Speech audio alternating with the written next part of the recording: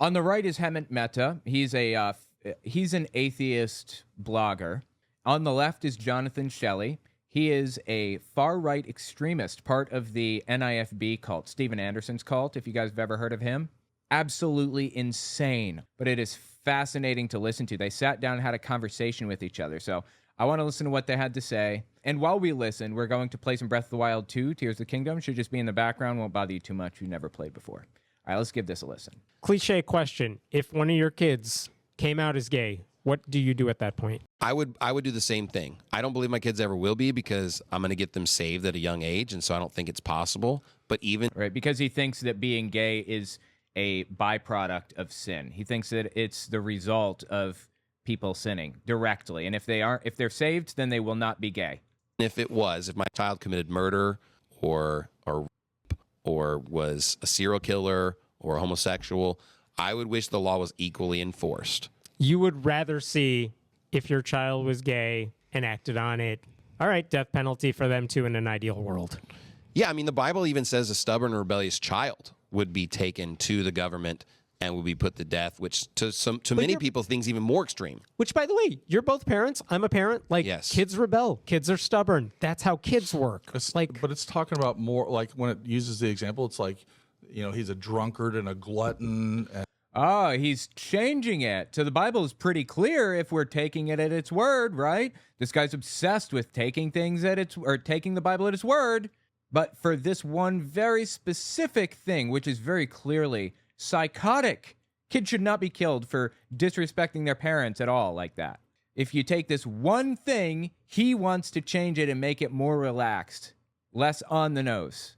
I mean, this is special pleading all the way down. I don't know how it could be clearer. And he's an adult child, like an adult that refuses to work and is just a menace to society, will not hearken to anyone, refuses to obey anybody's instruction. Back up for a second. They're refusing to, I mean, it's not like a 3-year-old that refuses to clean their room or something. Okay, but if a parent has a 25-year-old kid or something, this happens all the time. Has a hard time getting a job, isn't getting a job or something. They're going through a rough time right now. That is a very real thing that happens all the time. That too, that also deserves the I think the way you frame that doesn't sound right. I mean, this is... All right, let me frame it up for him then. I was an addict for years and years and years. Well, I was an addict for 2 years, we'll say, before I finally got out of it. 2 or 3. I finally clawed my way out of that situation. I was a menace to society. I was a drain on the people around me. My kid's great-grandmother, Sue, I was draining her of money, of everything. She yelled at me a couple of times, but she still loved me, despite that fact. She still took care of me. So I was a drain to Sue until I finally pulled myself out. And you know what I did after 2 years of being a drain on Sue? I took way more than her. I took way more from her than I could ever give back to her. One of the last Christmases that she spent, maybe the last Christmas that she was alive, I sent her $1,000 for Christmas. Again, that's like a fraction of what I took from her. I could never repay Sue for what she did for me. Not just financially. I probably took $100,000 from her over the years.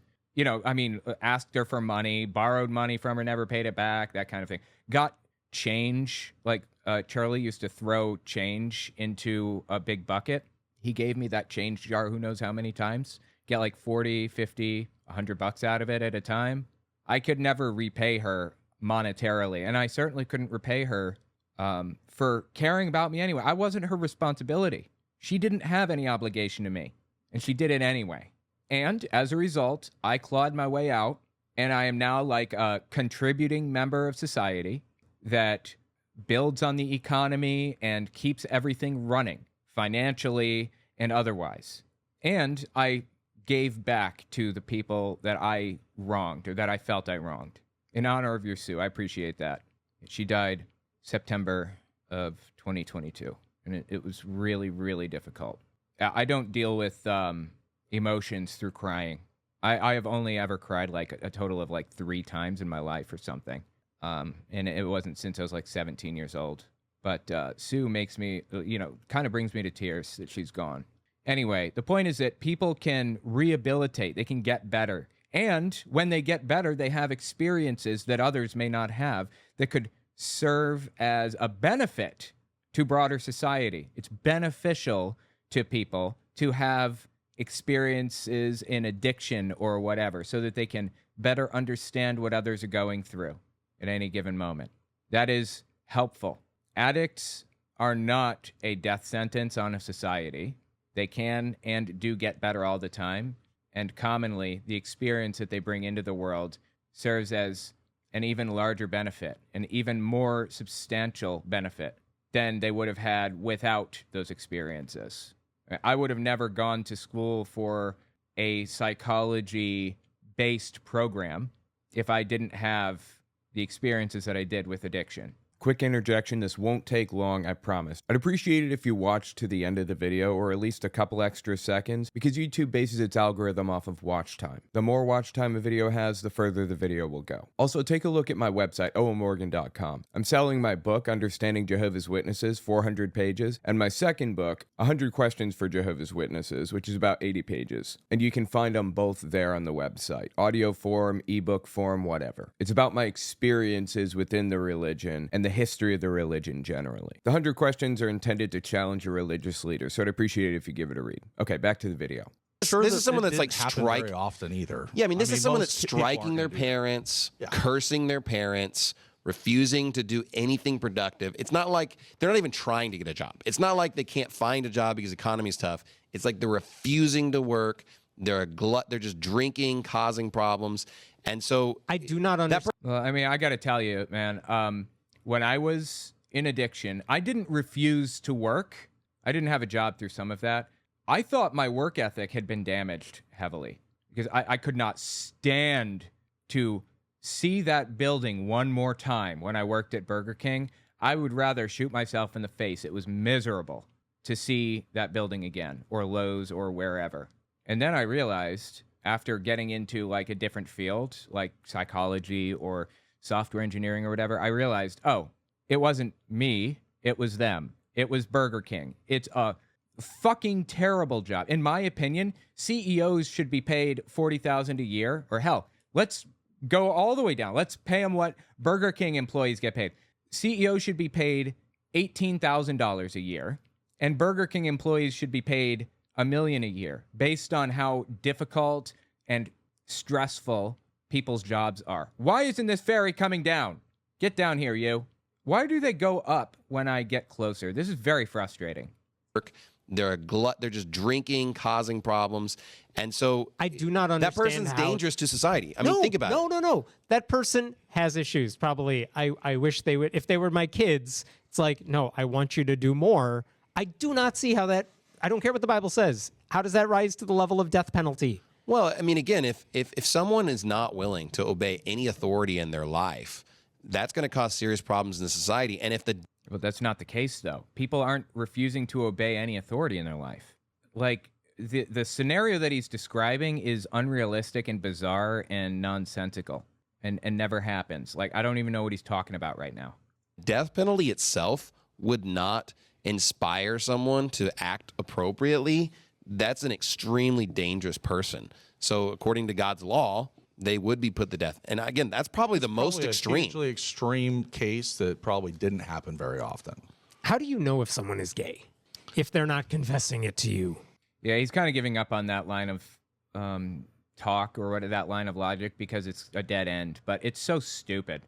It is so vapid. Because the laws in your ideal world are so stark. It's pretty simple. They commit a homosexual act. I mean, that's... Well, they look like a queer. No, but Yeah. that's Sound like a this, queer. this is dress like a queer. This is- Probably a queer. this is what you have said in your sermons, some variation of that. But that's the whole point. Like, not everyone is a stereotype. That's true. So he's saying you'll be able to identify someone who's gay simply by how they dress or act. That's it.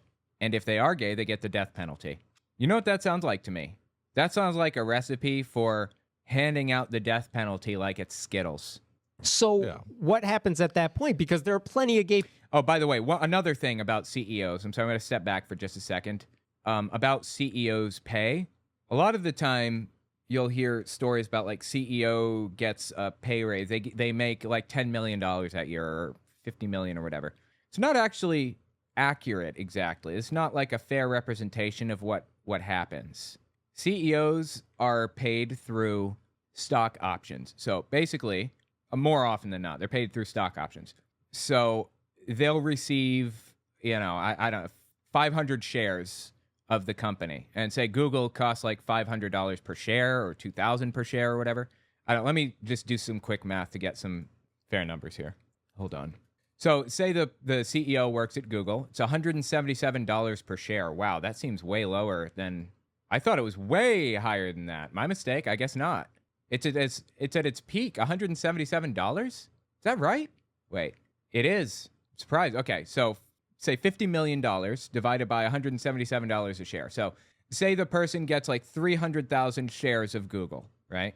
Now, if the CEO does their job right, that stock will go up, which means that the company will perform better, which means their revenue goes up, means their performance goes up. So if the CEO does their job correctly, then the stock will go up, and their pay, conversely, will also go up. So CEO's pay is directly tied to the company's performance. And they're not even receiving money from the company. The company isn't paying a dime to their CEOs more often than not. Or if they do, then they pay the CEO, $50,000 a year or something, and then a whole bunch of stock options. Who's really paying that is the stockholders, the shareholders.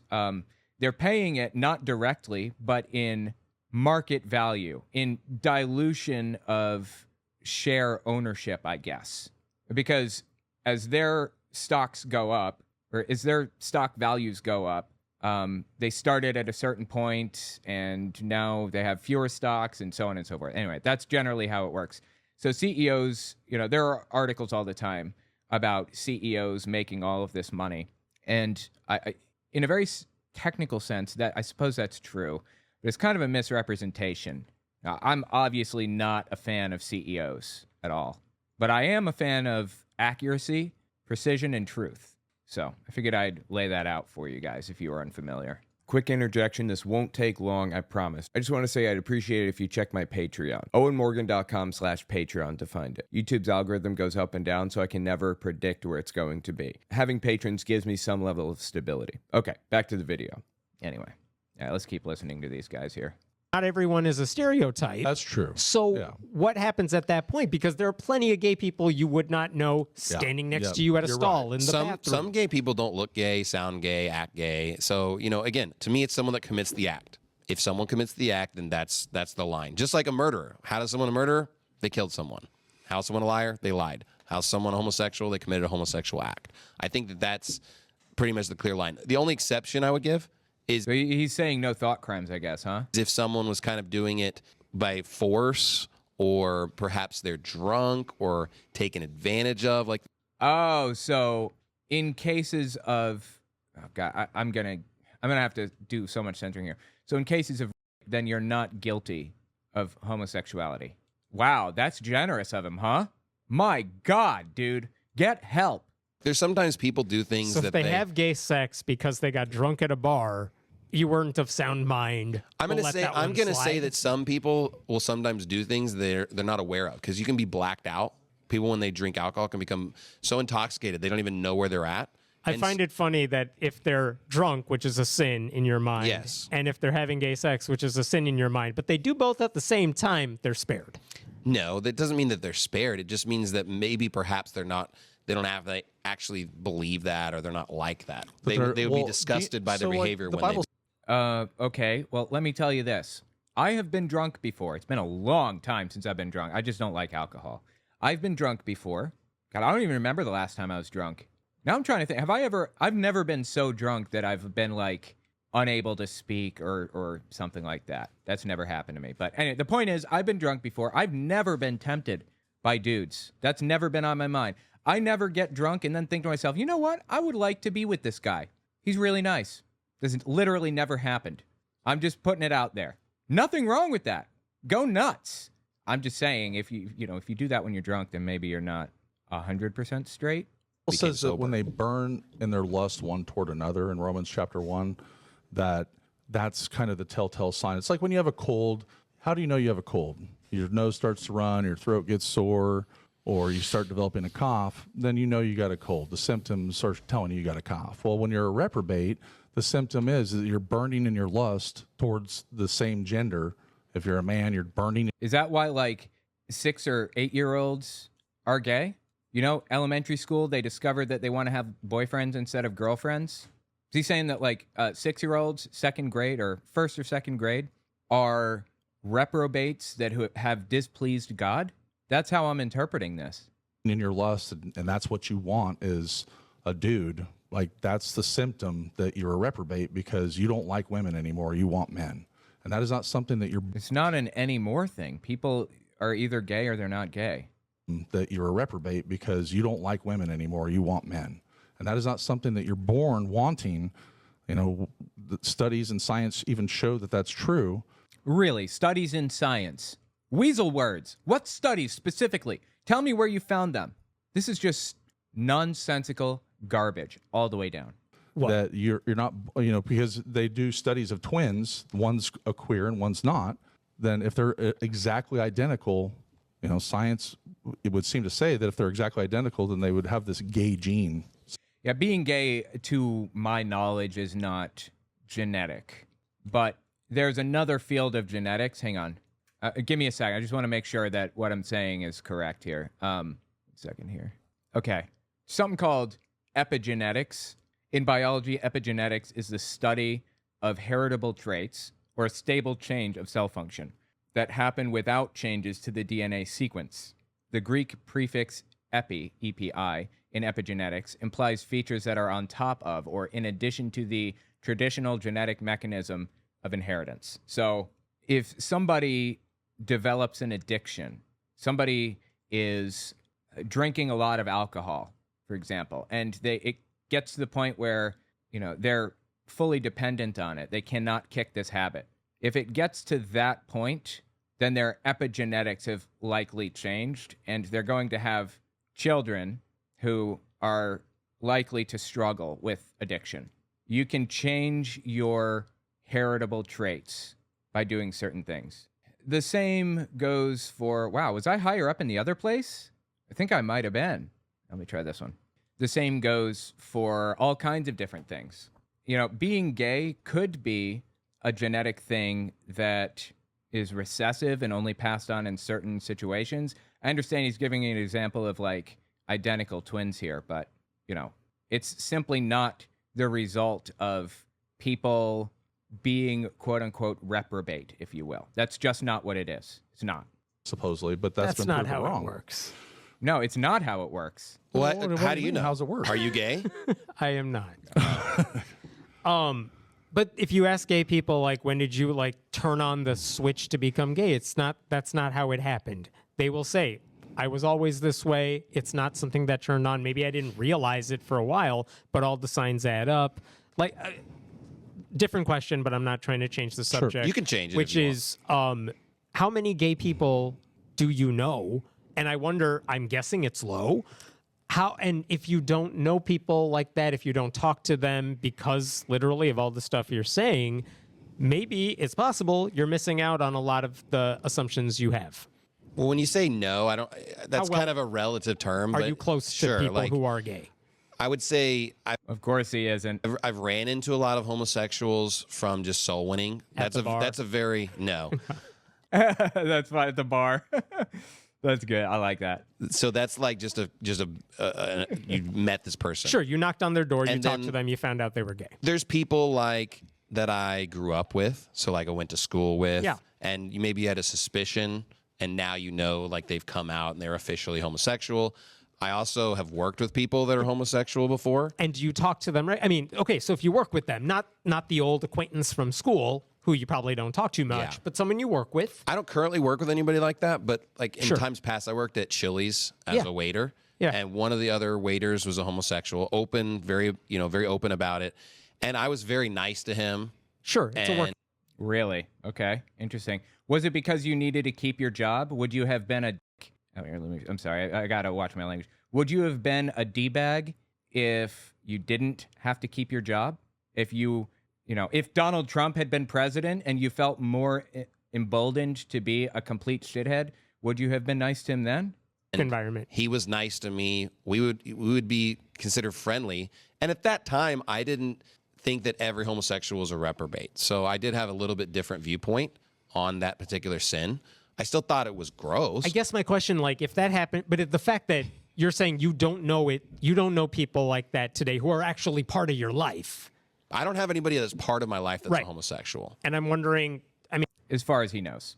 the fact that you don't know anyone there who is correcting you on errors you are making in judgment or something like that. I don't hang out with serial killers, rapists. There's a lot of people that don't hang out with Muslims. I don't have any like active Muslim friends Is he saying that all of these things are the same? It sounds like it. or anything like that. And I'm not asking Muslims to correct me on my Christian theology because that's just kind of bizarre. Like, I think that No, it's not a Christian theology thing. It's a factual information thing, completely unconnected to Christianity. would be a strange worldview. Plus, even Christians that are in violation of 1 Corinthians 5, the Bible says not to have any fellowship with those people. So that would be people. Is that the verse that talks about not even dining with such a man or whatever? That's the verse that Jehovah's Witnesses use as the pretext to justify shunning. There's a lot of context behind that verse. It's actually really interesting. The Apostle Paul wrote that. The reason that he wrote that verse is because, God, I really want to catch up to this dragon. Come here, you. I feel like I'm not making any progress here. Am I making progress toward this dragon? Maybe if I go higher, I'll be able to catch him. Anyway, the Apostle Paul wrote that verse in Corinthians about not even dining with such a man because he caught wind of a couple of people in church bragging about sleeping with their stepmother. One guy was sleeping with his stepmother, and another dude was bragging about getting with a male prostitute, basically. And Paul thought that that looked really bad. Dude, I don't think I'm making any progress on this guy. Paul thought that that looked terrible. And so he said, don't even dine with such a man. Don't have anything to do with him anymore. It looks terrible on us. All right, you know what? This isn't working. I'm going to fly here. I have to go really high up to reach him, though. After he said, don't dine with such a man, that was the basis for shunning. The Corinthian congregation wrote back to Paul and said, we did what you said. We kicked him out. But this is terrible. We don't want to do this. Nobody likes this. We miss our brother. We want, this isn't right. This makes us look worse than having someone who slept with their stepmother bragging about it in church. So we're not doing it anymore. And Paul wrote a second letter to the Corinthian congregation, 2 Corinthians, and he said, what you've done is sufficient. Stop shunning him so as not to cause undue sorrow, basically, something like that. So the point is that the Bible does not, in my opinion, endorse shunning, nor does it endorse hatred of gay people or anybody else for that matter, unless you're a Midianite. I mean, this is Old Testament stuff. Midianite, Hittite, Canaanite, those people, I guess. If you come across somebody like that in today's world, you are obligated to murder them. Still, that's a standing order from God. Murder any Canaanites that you see. Anyway, the point is that, he's selectively choosing specific verses that he thinks make his point for him or are most beneficial to his point. People that are committing fornication, people that are drunkards, people that are committing idolatry or extortion or railing, those people you're supposed to separate from your company as well. So I would be a hypocrite if I'm even hanging out with Christians who fall in those specific categories. But every Christian falls short. Everybody's a sinner, absolutely, but not every But I think he believes that there are different levels of sin. I found out about this recently. categories. But every Christian falls short. Everybody's a sinner, absolutely, but not everybody's committing the act of fornication. Not everybody's a drunkard, and people can abstain from those activities. And I believe our church is filled with people that are abstaining from those activities on a regular basis. I forgot who said it about the disobedient kids who are not working, whatever. We said, of course, we're not talking about children. We are talking about adults who are being rebellious. Yes. Right? Yeah, I don't know where. Why is he getting so ultra specific with this one example and completely ignoring it in cases of like how the Bible interprets like the LGBT community's behavior or how people should view the LGBT community? Why is he being selective about his interpretations here. Okay, here's a direct quote for you about disobedient children. You know, you could squash rebellion how to squash rebellion in a public school today. Take the rebellious one out and stone him. I bet they'd shapen up pretty quick. Oh, I love it, dude. He just completely shot his defense to shit with that. That's about children who are acting up, which is a thing kids do. Yeah, in the laws of Connecticut of 1673, they put the age for that statute in the Bible at 15 years old. Okay. I think that's probably pretty close to where I would agree with, maybe 16, 17, 18. I think that an 18-year-old young man in high school is still an adult in a sense. They're still an adult child. He's trying so hard to obfuscate his actual beliefs. If you believe it, then admit it.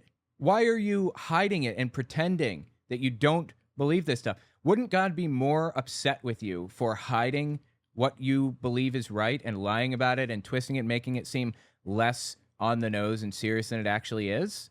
I don't know about these guys, but among Jehovah's Witnesses, denying God or his commands or interests or whatever is worse than murder, pretty much.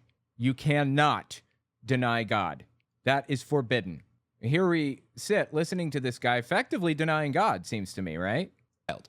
So in a righteous government, that kid could be executed for being disobedient. Here's the thing, both parents have to want this. So according to the Bible, it's basically both parents. And here's the thing, parents have a natural affection towards their children. I believe that parents love their children more than anybody else.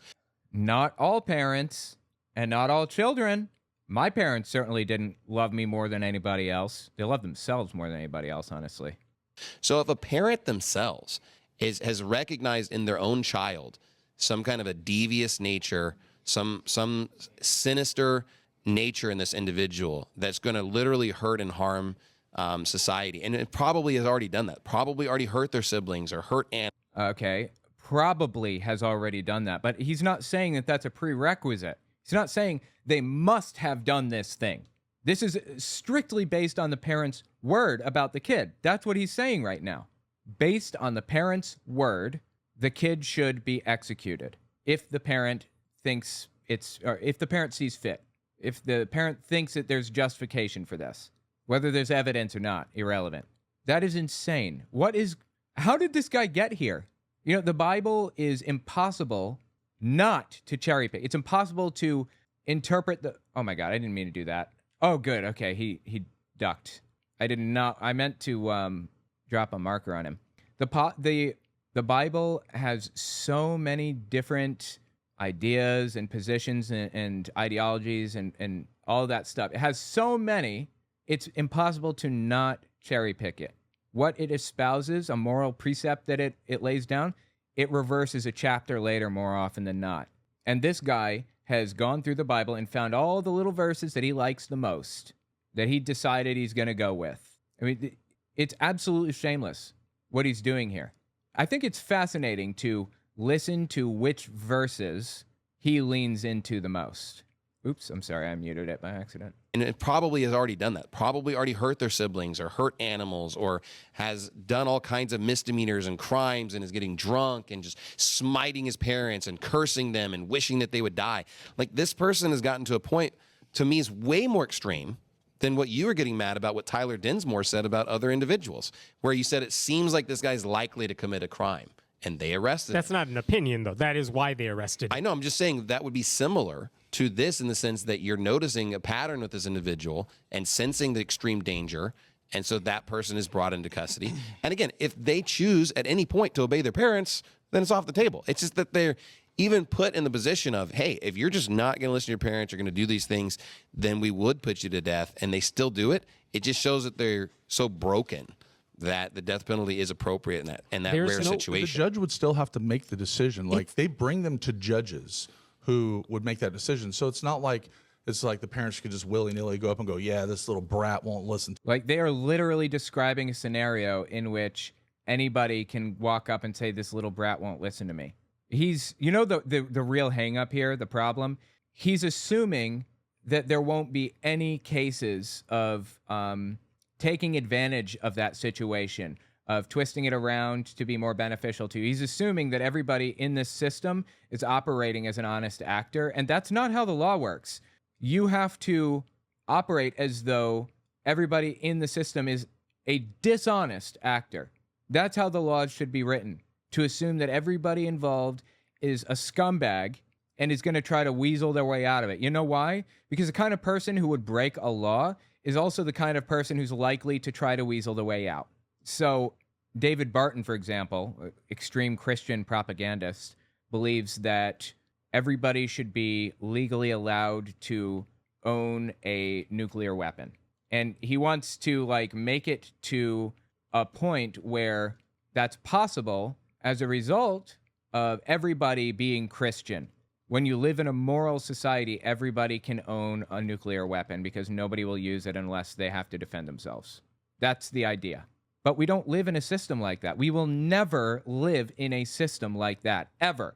We will always have outliers. We'll always have people who want to break the law. If we ever found ourselves in a position where we had people who didn't want to break the law, nobody wanted to break the law, we wouldn't need a law in the first place. The law exists for the outlying cases. And what he's describing here is an ideal scenario in which nobody is bad, but the parents are apparently labeling this kid as bad. None of this makes any sense to us. So it sounds like there's no room in that worldview for any sense of rehabilitation or anything like that. Most people, again, they're not rehabilitating. They are offering rehabilitation, and they're not hearkening. They're not receiving the treatment, in a sense. This is true of, alcoholics, too. In the moment. Yeah, it was true of me. I was, in the moment, I was an addict. And I pulled myself together and got better. And now I'm a contributing member of society. Yeah, they're not going to listen to you, but give them time. This is true of prisoners today. Well, it's not saying an alcoholic. It's saying a stubborn and rebellious child that's smiting and cursing his parents. That's a different context than just being drunk. Drunkenness is a symptom of his particular issue. It's not. Look, I don't care what excuse you give. It is never going to be acceptable to me to allow a parent, on their word alone, to execute a child, ever. The direct cause. It doesn't say put drunkards to death, because I don't believe that. It says to put this kid is doing these activities. He's participating in that activity. So again, rehabilitation is great, and I think that a lot of people, the prodigal son, but you can't rehab if you've murdered them. You've executed them. Yeah, obviously at that point, it's the last straw, though. It's a serious process that people are going to take serious. Oh, he's suddenly backed into it's a last straw. That's not how the Bible describes it. And consider. And again, these are coming from their own parents. It's not coming from an outsider. And I believe that if every once in a while there was a child that was that extreme, if they were publicly executed, it may cause, generally speaking, children to fear their parents more and to fear the... Wow, now it's a public execution. That is insane. It'll cause them to fear their parents more, and you should fear your parents. You shouldn't simply respect your parents or love your parents because they're good people. That's not the situation. You should be feared by your kids. These people are broken. How did they arrive at these conclusions? How did they get here in their lives? I gotta write this one down. Kids should fear their parents. He's got a cohesive worldview that all kind of fits together, and he has answers for everything.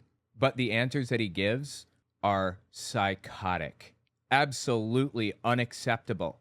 It's disturbing that he would even say this stuff. And he's presenting it as though it's the reasonable position. Well, I'm not saying that kids should be executed every single time, just when they're really bad, just when they really disrespect their parents.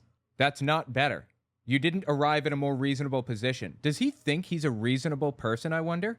The fact that, hey, I need to be a productive member of society. I need to obey my parents. And so, I believe that would be beneficial. Is there any situation when the parents are wrong and the kids know better what they're doing? Yes. But that would be rebellion against the parents. Yeah, the Bible's not saying just only any level of rebellion. Every kid disobeys their parents. The Bible says foolishness is bound in the heart of a child. So according to the Bible, children are, of course, going to disobey. My children disobey me all the time. But they're not stubborn or rebellious. They do end up listening. They do hearken unto my rules. And I think 99.9% of children are all in that category. This is a rare, less than 0.1% that we're talking about. But that example is important. Like, I don't care if it's less than 1%. It's unacceptable, period. It is absolutely unacceptable. But even like non-Christian families, have you ever heard someone say, well, that kid was just a bad seed? I mean, you've heard that in society, I'm sure. And people get better. There, there's sometimes there's just kids that are just rotten and bad, and they grow up to be serial killers. They're kids. They're kids. All kids have a moment of being rotten or bad or whatever. Even I did. Everyone does. Adults have a moment of being rotten and or bad also. They're kids. You can't... He's trying to justify executing kids on the word of their parents alone. Just the word of their parents. That is absolutely insane. Insane doesn't even begin to touch what that is. And like he was saying, people that torture animals. Or they turn out to be okay. They had a rough childhood or something. But if you could prevent Jeffrey Dahmer, or if you could prevent some of these... But you don't know if the kid is going to be like that until after it's done, until they actually do that stuff. Yeah, there are some telltale signs of psychopathy in children, like torturing animals. That's one of them. Probably why you named it. But there are steps to take in those types of cases. There are things that you can do to protect society from people like that. It's not all about... It's not... murdering them is not a solution to the problem. At the very least, it shouldn't be viewed as a solution to the problem. Major serial killers, if they had been put to death at a young age and they hadn't committed the atrocities that they did, wouldn't you have said that would have been a net good? No, because you can't predict what they're going to do in the future. There you go. I'll give you perfect hindsight.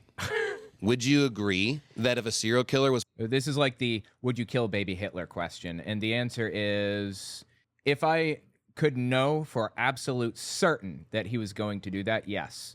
But I wouldn't kill a random innocent baby that I was unfamiliar with, that I didn't know anything about, that I had no reason to think that they were going to do something wrong. I wouldn't do that. That's like depraved. That is depraved behavior. He is advocating for a depraved thing here. I'm saying I'll give you perfect hindsight. Would you agree that if a serial killer was put to death could I go earlier, back in time and kill baby Hitler?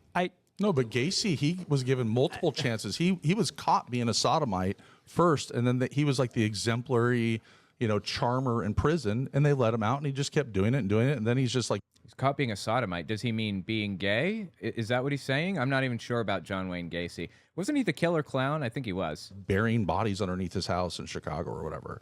It's like men. So what was he? I've lost the thread on this one. That's funny. Well, just that he was a sodomite. Like, I mean, it's obvious. His problem wasn't that he was gay. His problem was that he was a murderer. Well, it was both.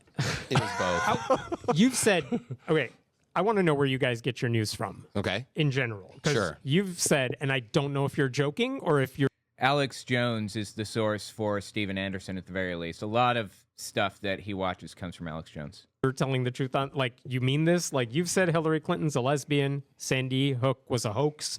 Yeah, there's dead to rights evidence right there that he watches Alex Jones as a source. You've said they put litter boxes in kids in classrooms because kids think they're cats. And completely false, of course. I don't even need to say that, but I'm going to anyway. I want to write this down. Got it. Sorry. Okay. And you also said that's been fact checked. I heard that from multiple sources. All of those things are lies. Where are you getting this information from? Like, what is your media diet? Well, I think everybody can have a personal opinion. No, you can't have a personal opinion on factual information. There's no such thing as a personal opinion about whether something is factual. It's either factual or it isn't. When it comes to... You didn't say it was an opinion. You said, no, you implied it was a fact to your congregation. Well, there is a lot of rumors about Hillary Clinton and Huma Abedin, which... Huma Abedin, you know what? I'm not going to be that guy. I'll phrase it differently. Huma Abedin is how her name is pronounced. Is he really this goddamn stupid, or is he pretending to be this fucking stupid? I can't tell. Is this an act that he's putting on? Which is... Who was her assistant for several years. So, and to me, it seems likely. I can't say it's a fact, because I would be lying if I said it's a fact, because I don't know for sure, but... Huma Abedin and Hillary Clinton, by the way, are both the subjects of a QAnon conspiracy theory called Frazzle Drip. It's a belief that, well, Huma Abedin was Anthony Weiner's wife. And the belief is that, like, Hillary Clinton and Huma Abedin were, like, torturing kids to get adrenochrome out of them and stuff. It's just a insane, nonsensical garbage all the way down, all of it. Likely. I can't say it's a fact because I would be lying if I said it's a fact because I don't know for sure.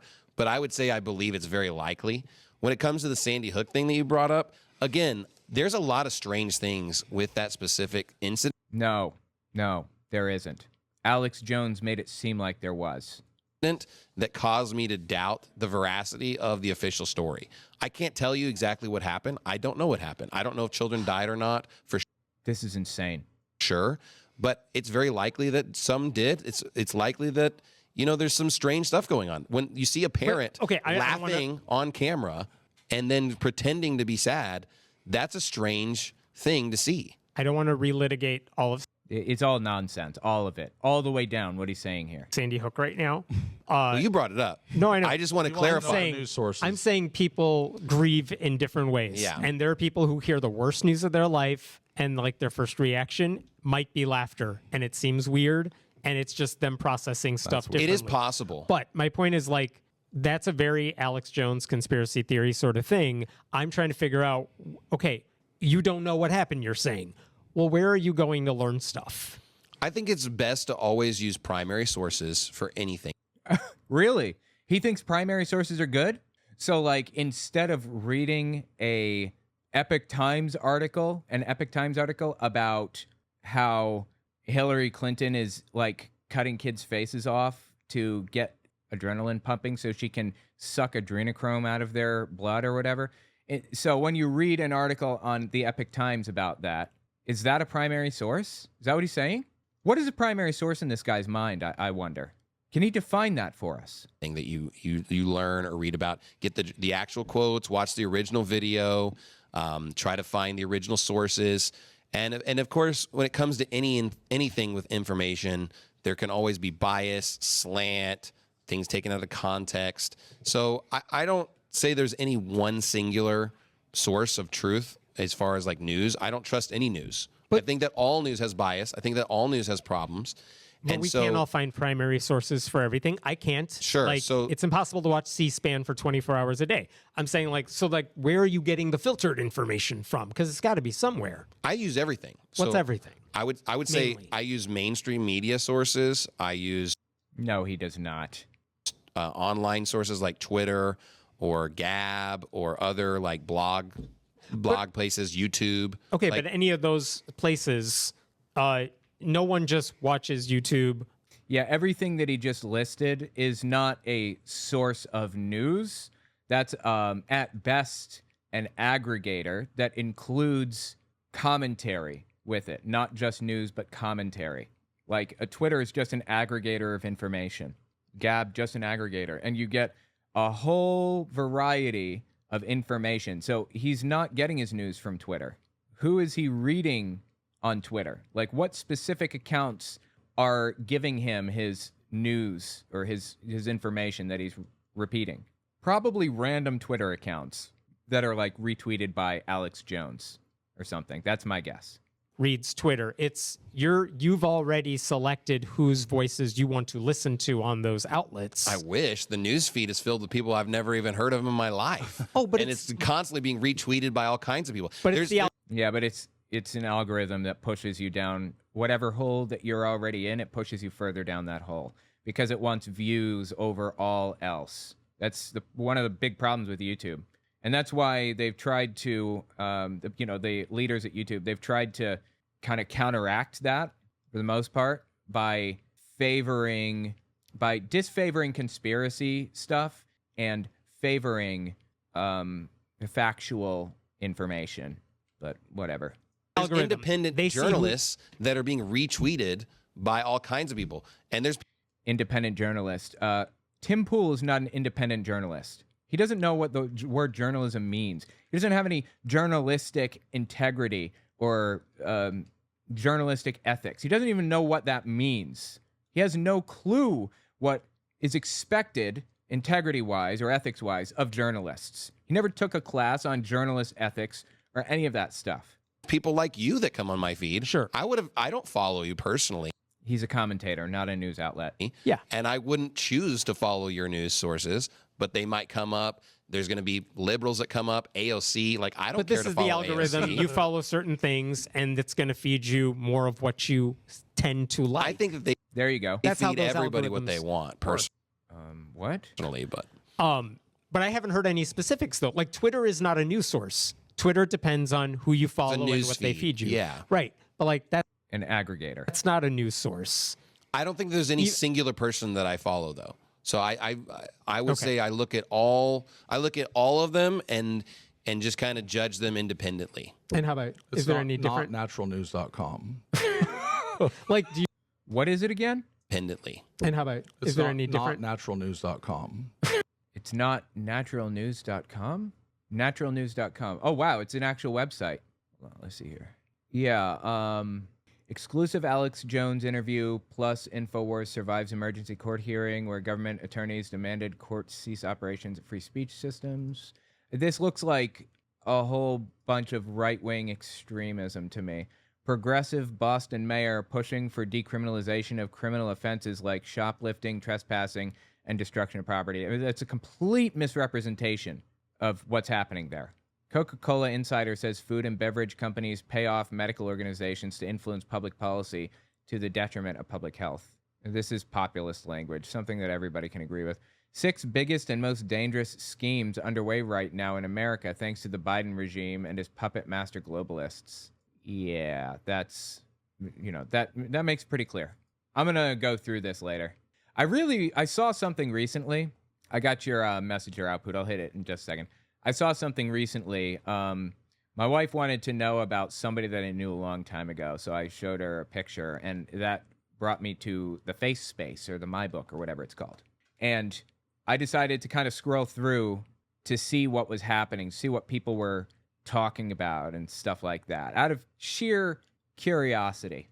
And I found my uncle posting the craziest shit. Oh my God. It was like QAnon Trump bullshit all the way down.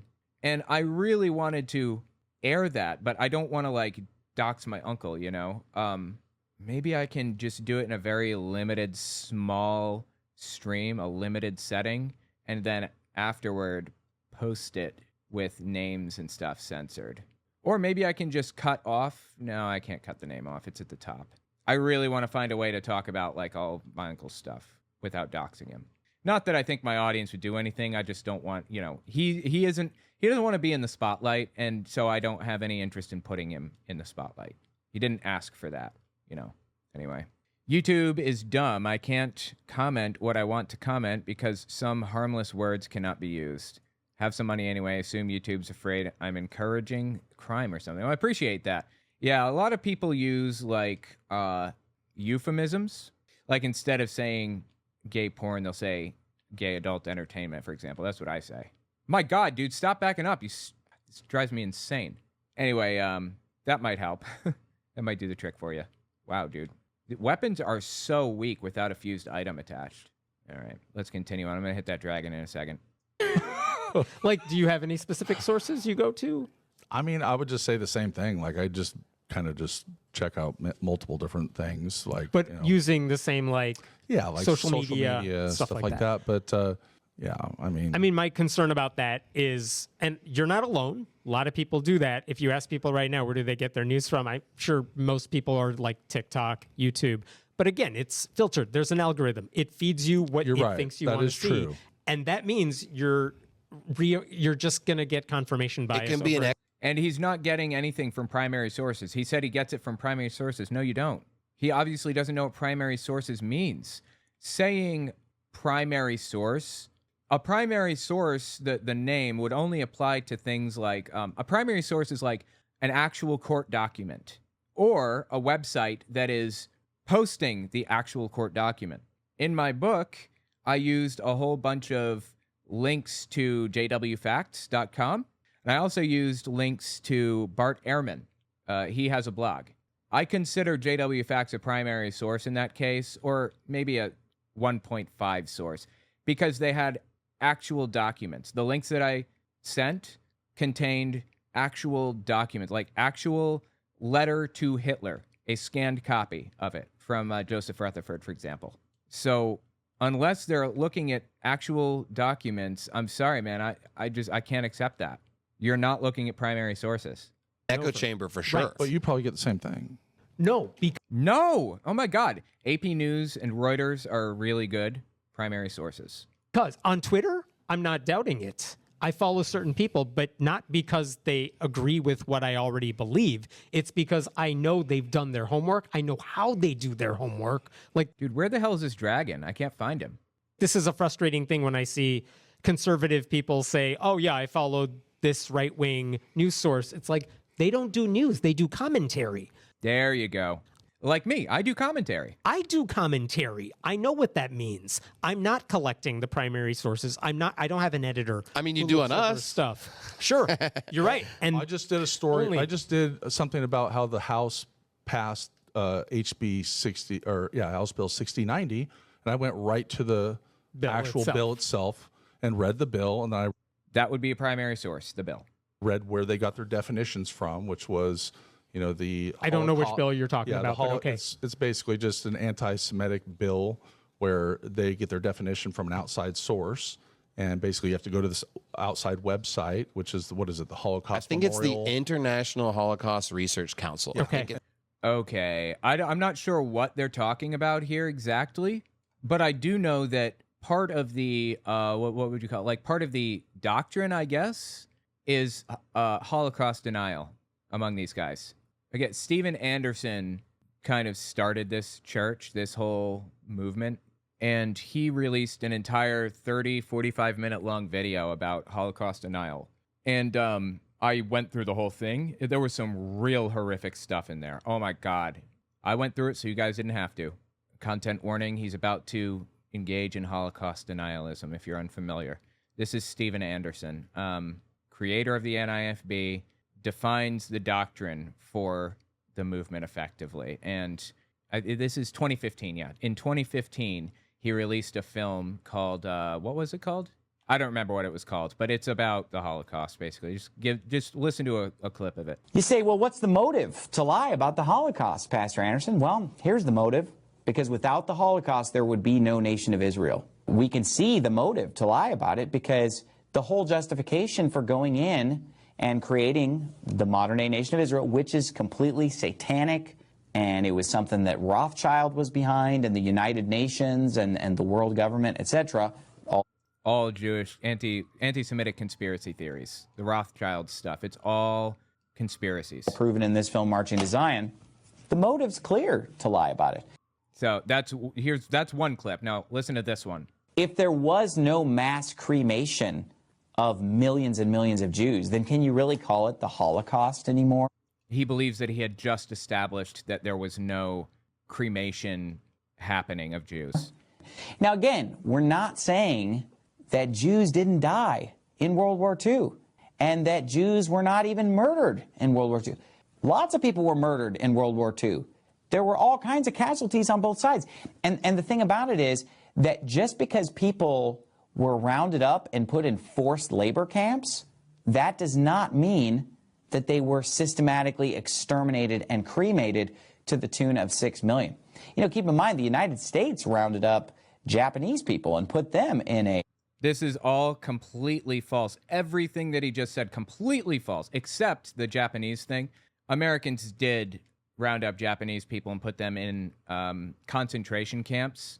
Not death camps, though. They didn't put them in death camps. They did not kill the Japanese en masse. George Takei is one of the Japanese Americans who, when he was little, was put in a concentration camp in America to prevent him from whatever, from, just living his life. Like his dad owned a dry cleaning business, I think, and he had his property seized and everything. Big, ugly thing. So anyway, the point is, this whole bit that he's laying down for us here, this is all delusion. And for some reason, he has an interest in twisting things around to make it out as though, Jews didn't suffer disproportionately in World War II? Okay. concentration camp, okay? But honestly, these camps, Auschwitz, Treblinka, and others, were probably forced labor camps, not death camps or execution camps. You see, the Germans wanted the Jews working to fuel their war machine. I mean, they had drafted every man that was able-bodied into their military, especially... Fascinatingly, actually, I'm going to correct him here. Near the end of the war, Hitler diverted war resources and materials to the death camps. He knew that he was going to lose, or if he did this, or he was already really close to losing. So he diverted every available penny to these death camps to push people to work harder and faster, do it as quickly as possible. We want everybody dead, if at all possible. So Steven Anderson is just wrong here, just like factually incorrect. Of course, all through it, he has no idea what's going on. The dude is completely lost.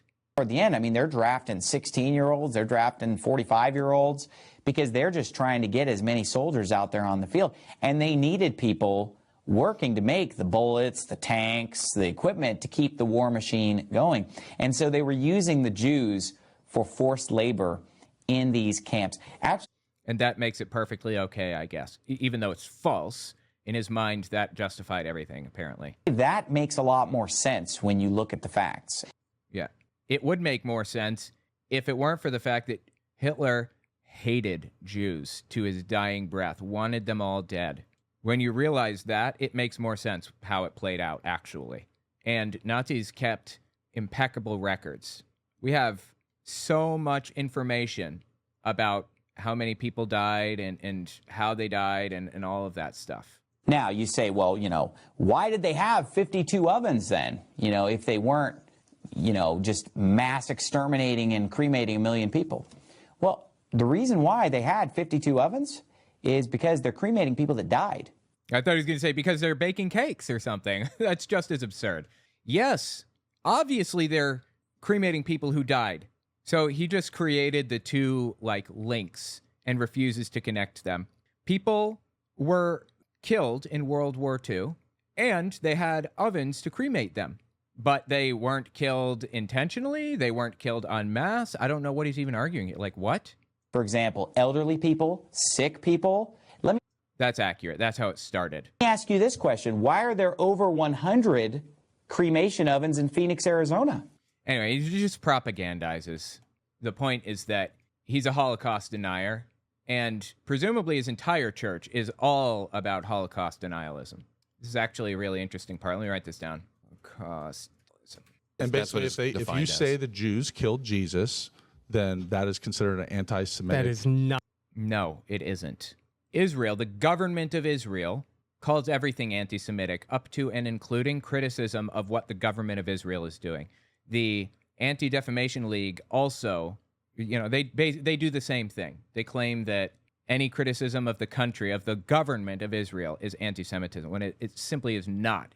It's only anti-Semitic if you believe that Israel is an apartheid state, which I guess Israel and the ADL do believe about themselves.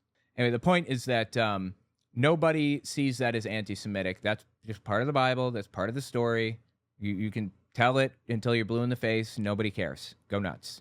Not anti-Semitic. But that's what the definition is if you go to the website. That's the Marjorie What website? Taylor Greene conspiracy theory. No. She's the one that emphasized Go read that. the bill and show me where you can see Yeah, the they're not going contents to of it. arrest anybody who says the Jews killed Jesus. Well, here's the thing. They didn't say that what the punishments were. Basically, the punishments were in relation to like certain, I think, Title VI funds that the government is issuing. So I guess they're talking about that bill that he read. And other they purposes. may be able to restrict those funds if found guilty of those specific anti-Semitic definitions. And if I wanted to know, is that what they're planning to do? Is that what the letter of the law is? There are people who study this stuff repeatedly, who I trust that they know how to research it. I guess let me rephrase the But I'm just question saying I was that I asking. went.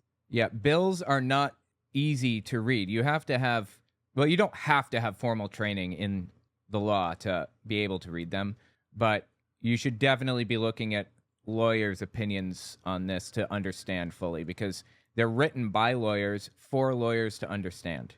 Like my wife reads bills all the time, and there's a very particular way you're supposed to read bills.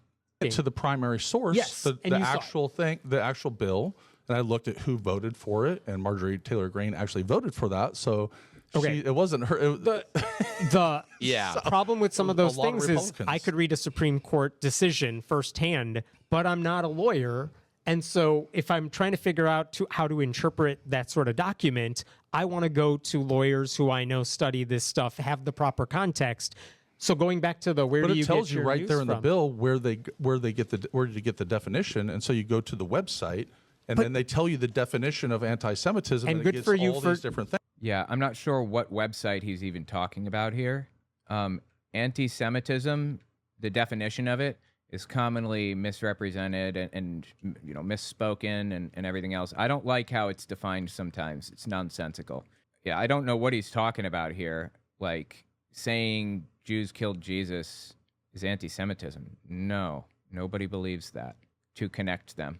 Anyway. Things. Good for you for doing that. I'm So saying I'm just most telling people you are that never I do going go to to do the that. source documents, or if I'm watching a video about something that happened in government, I just watch. I mean, because it's all on video. What they say. So let's go back to like I mean, COVID I for a understand second. your point. Yeah, I do because here's the thing. I listen to both sides. I try to listen to what the Democrat or the left, if you can use that term, will say about a particular bill, and I'll listen to the No, he does not. right, and I'll kind of just see like what both sides are saying about a particular bill, because there is interpretation, Yeah. right? There is how does this apply? What's the spirit?